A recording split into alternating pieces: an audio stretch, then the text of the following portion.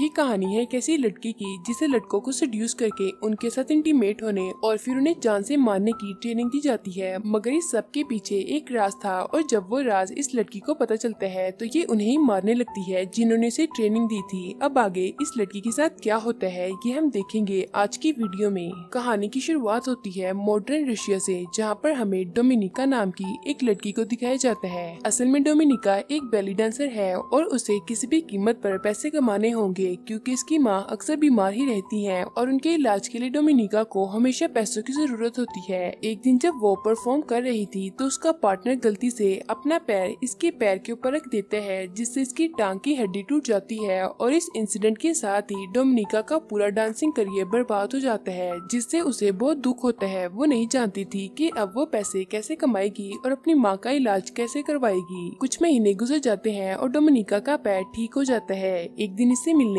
इसके uncle Ivan आते हैं जो कि रशिया की सीक्रेट एजेंसी में डायरेक्टर हैं। वो डोमिनिका से कहते हैं कि मुझे तुम्हारी मदद की जरूरत है और मैं चाहता हूँ कि तुम मेरे साथ काम करो, पर डोमिनिका साफ साफ मना कर देती है। इसके बाद डोमिनिका के अंकल इसे बताते हैं कि तुम्हारे पैर का एक्सीडेंट नहीं हुआ था बल्कि जानबूझकर तुम्हारे पैर की हड्डी को तोड़ा गया था और जिसने ये काम किया है वो तुम्हारी दोस्त है और उसने ऐसा इसलिए किया था ताकि वो डांसिंग में तुम्हारी जगह ले सके। ये सब सुनकर डोमिनिका को काफी दुख होता है और वो गुस्से में जाकर अपनी दोस्त और अपने पार्टनर को जान से मार डालती है। इसके बाद डोमिनिका अपने अंकल इवान से मिलने जाती है और उनसे पूछती है कि मुझे क्या करना है। तो वो इसे बताते हैं कि तुम्हें एक बहुत बड़े गैंगस्टर को सेड्यूस करके होटल के कमरे में लाना होगा और फिर उसके बाद हमारे एजेंट्स अपना काम कर देंगे और इसके बदले में तुम्हारी माँ के जितने भी मेडिकल के खर्चे हैं वो सबके सब हम उठाएंगे। डोमिनिका इसकी बात मानकर काफी हॉट बनकर एक होटल में जाती है जहाँ पर वो उस गैंगस्टर से मिलती है। प्लान के मुताबिक वो इसे सेड्यूस करके होटल के कमरे में ले जाती है, मगर वहाँ पर कोई भी एजेंट नहीं था, जिससे डोमिनिका काफी घबरा जाती है और वो गैंगस्टर जबरदस्ती डोमिनिका का रेप करता है। डोमिनिका इस चीज से काफी टूट जाती है क्योंकि उसे तो बस इसे सेड्यूस करके कमरे तक लाने को कहा था। तभी वहाँ पर एजेंट्स आ जाते हैं जो कि उस गैंगस्टर को मारकर डोमिनिका को इवान के पास ले आते हैं। वो अपने अंकल को बताती है कि इसका रेप हुआ है, मगर इवान को तो इस चीज से कोई भी फर्क नहीं पड़ता। वो इसे कहता है कि अब तुम्हें भी हमारे राज के बारे में पता चल चुका है कि हम कैसे काम करते हैं, यानी कि अब तुम भी इस सीक्रेट एजेंसी का हिस्सा बन चुकी हो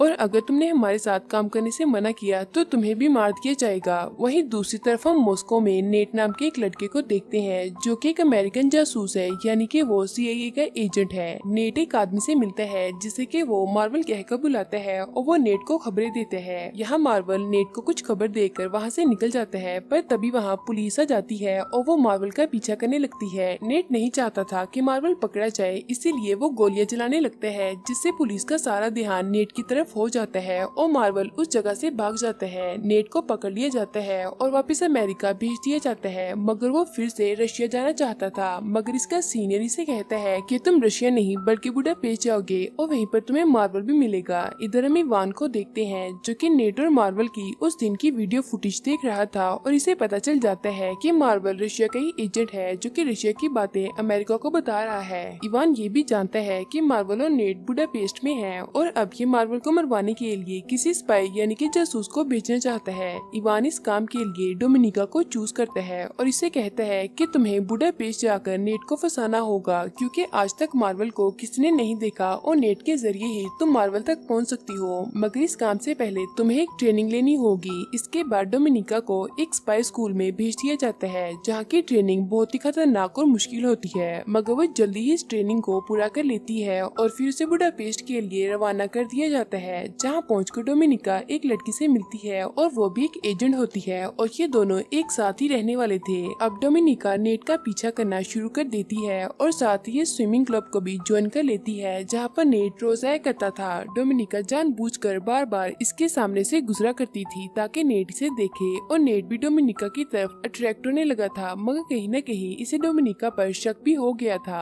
अगले दिन जब वो स्विमिंग करने आती है तो वो देखती है कि उसका ID कार्ड वहाँ पर नहीं है क्योंकि नेट उसे चुरा कर वहाँ से ले गया था और अब उसे पता चल जाता है कि डोमिनिका एक रशियन स्पाई है, मगर फिर भी वो डोमिनिका से मिलता है। हालांकि वो जानता है कि डोमिनिका इससे सिर्फ मार्वल के बारे में इंफॉर्मेशन लेना चाहती है। एक रात जब वो नेट से मिलकर वापस आती है तो इसकी फ्लैटमेट घर में नहीं थी और डोमिनिका इस बात का फायदा उठाकर उसके सामान की तलाशी लेने लगती है। तभी से पता चलता है है कि इसकी रूममेट किसी अमेरिकन स्पाई से मिलकर उसे कुछ इन्फॉर्मेशन देने वाली है जिसके बदले में उसे पैसे मिलेंगे, मगर डोमिनिका इस बारे में रशियन एजेंसी को कुछ नहीं बताती। अब इसे इस मिशन में काफी टाइम हो जाता है और अभी तक इसे मार्वल के बारे में कुछ भी पता नहीं चला था, इसलिए इवान इसे मिलने आता है और इससे पूछता है कि तुम्हारा काम इतना स्लो क्यों चल रहा है और अगर ऐसे ही चलता रहा तो तुम्हें मार दिया जाएगा। डोमिनिका इसे कहती है कि वो अपनी रूममेट स्पाई के साथ उसके मिशन पर काम कर रही है और यही वजह है कि इसका खुद का काम स्लो हो गया है। इवान को ये सुनकर बहुत गुस्सा आता है और वो इसे कहते हैं कि तुम्हें अपने काम पर ध्यान देना चाहिए। रात को जब डोमिनिका अपने घर पर नहीं होती तो एक दूसरा रशियन एजेंट आकर इसकी रूममेट को मार देता है, क्योंकि डोमिनिका ने इवान से कहा था कि वो अपनी रूममेट के साथ उसके मिशन पर काम कर रही है, जिससे इवान और रशियन इंटेलिजेंस को लगता है कि उसने अपने खुफिया मिशन को किसी के साथ शेयर किया है और इसी वजह से उसे मार दिया जाता है, हालांकि उसने ऐसा कुछ नहीं किया था। जब डोमिनिका अपने घर आती है तो वो रशियन एजेंट इसे भी धमकी देते हैं कि अगर ये अपने मिशन में फेल हुई तो इसे भी मार दिया जाएगा। डोमिनिका ये सुनकर बहुत डर जाती है और वो नेट से मिलने जाती है, जहाँ नेट इसे बताता है कि मैं जानता हूँ कि तुम एक रशियन स्पाई हो। तो वो इसे बताती है कि मुझे अपनी और अपनी माँ की जान बचाने के लिए रशियन जासूस बनना पड़ा। इस पर नेट इसे कहता है कि मैं तुम्हारी और तुम्हारी माँ की जान की गारंटी लेता हूँ और इसके बदले में तुम्हें डबल एजेंट बनना होगा और हमारे लिए काम करना होगा। डोमिनिका इसकी बात मान जाती है और इसके बाद ये दोनों एक दूसरे के काफी क्लोज आकर इंटीमेट हो जाते हैं। अगली सुबह जब डोमिनिका यहाँ से जाने लगती है तो वो नेट के क्लास को अपने साथ ले जाती है जिस पर नेट के फिंगरप्रिंट्स थे। रात को जब नेट मार्वल से मिलने जाता है तो वो इसे अलर्ट करता है कि ये डोमिनिका से दूर रहे, क्योंकि वो एक रशियन स्पाई है और वो नेट के लिए खतरा बन सकती है। मगर नेट इसकी बात नहीं मानता और डोमिनिका को अपने सीनियर से मिलवाता है, जहाँ डोमिनिका इनसे कहती है कि वो इनके साथ काम करने को तैयार है और इसके बदले में इन्हें डोमिनिका को $30,000 देने होंगे। मगर नेट के सीनियर को डोमिनिका पर यकीन नहीं था।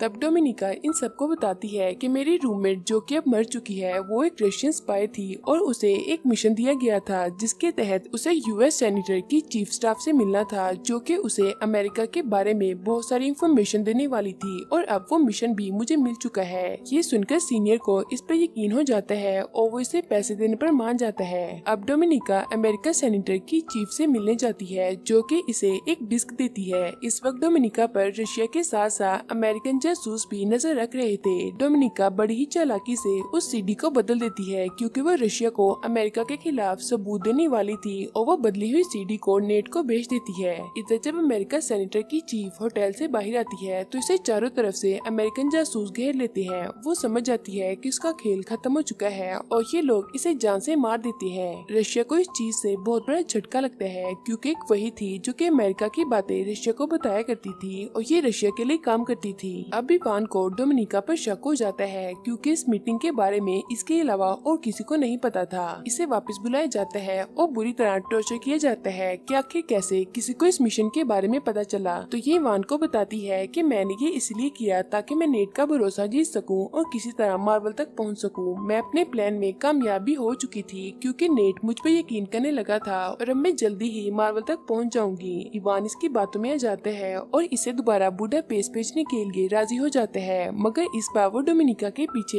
एक रशियन स्पाई को भी भेजता है। डोमिनिका वहाँ पहुंचकर सबसे पहले नेट से मिलती है, जो कि इसे देखकर बहुत खुश होता है। वो नेट को सब कुछ बताती है कि इसके साथ क्या क्या हुआ, मगर अब भी नेट इसे मार्वल के बारे में कुछ नहीं बताता। नेट डोमिनिका को काफी पसंद करने लगा था, इसलिए ये दोबारा से एक दूसरे के क्लोज आकर इंटीमेट हो जाते हैं। आधी रात को जब डोमिनिका की आंख खुलती है तो वो देखती है कि इसके सामने वही एजेंट है जिसे इवान ने इसके पीछे भेजा था और वो यहाँ नेट को बांधकर टॉर्चर कर रहा था ताकि वो नेट से मार्वल के बारे में जान सके। डोमिनिका भी इसके साथ मिलकर नेट को टॉर्चर करने लगती है और इसे मार्वल के बारे में पूछने लगती है, लेकिन अचानक वो इस एजेंट पर ही हमला करके इसे जान से मार देती है, जिससे ये भी काफी जख्मी हो जाती है। इसके बाद हम इन दोनों को हॉस्पिटल में देखते हैं, जहाँ पर रशिया के जनरल जो कि इवान के सीनियर होते हैं वो डोमिनिका से मिलने आते हैं और कहते हैं कि मैं जानता हूँ कि नेट ने तुम्हें मार्वल का असली नाम नहीं बताया और साथ ही उस जासूस को भी तुम्ही ने मारा है जो हमने तुम्हारे पीछे भेजा था। मगर डोमिनिका साफ साफ मना कर देती है। इस पर जनरली से कहते हैं कि तुम्हें मुझसे डरने की कोई भी जरूरत नहीं है और जिस मार्वल को तुम ढूंढ रही हो वो और कोई नहीं बल्कि मैं ही हूँ। मैं पहले रशिया के साथ बहुत ईमानदार था, लेकिन एक दिन मेरी बीवी बहुत बीमार हो गई और एक अमेरिकन डॉक्टर था जो कि मेरी बीवी की जान बचा सकता था, लेकिन मुझे इस चीज के लिए अलाउ अलाउ नहीं किया गया क्योंकि रशिया को लगा था कि अगर मैं वहाँ गया तो अमेरिकन को मेरी सच्चाई पता चल जाएगी और इसी वजह से मेरी बीवी की मौत हो गई। ये डोमिनिका को बताता है कि इसी वजह से मैंने रशिया का साथ छोड़ दिया और एक डबल एजेंट बनकर काम करना शुरू कर दिया।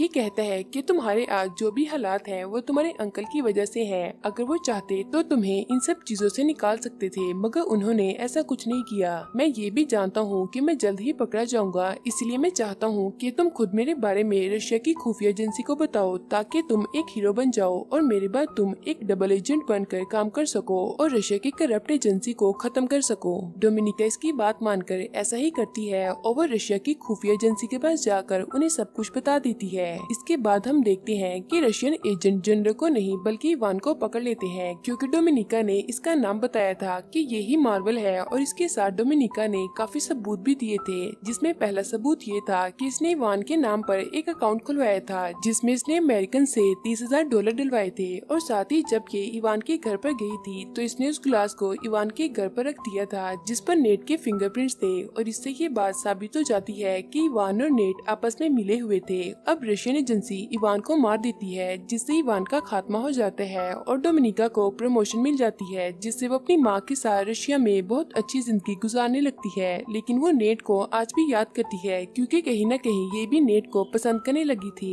एक दिन डोमिनिका को एक नंबर से कॉल आती है मगर आगे से कोई नहीं बोलता, इसे बस एक पियानो के बजने की आवाज सुनाई देती है और ये समझ जाती है कि ये नेट है और इसी के साथ ये मूवी यहीं पर खत्म हो जाती है। तो दोस्तों ये थी रेड स्पैरो मूवी की एक्सप्लेनेशन। अगर आपको वीडियो पसंद आई हो तो चैनल को सब्सक्राइब और वीडियो को लाइक जरूर किया करें।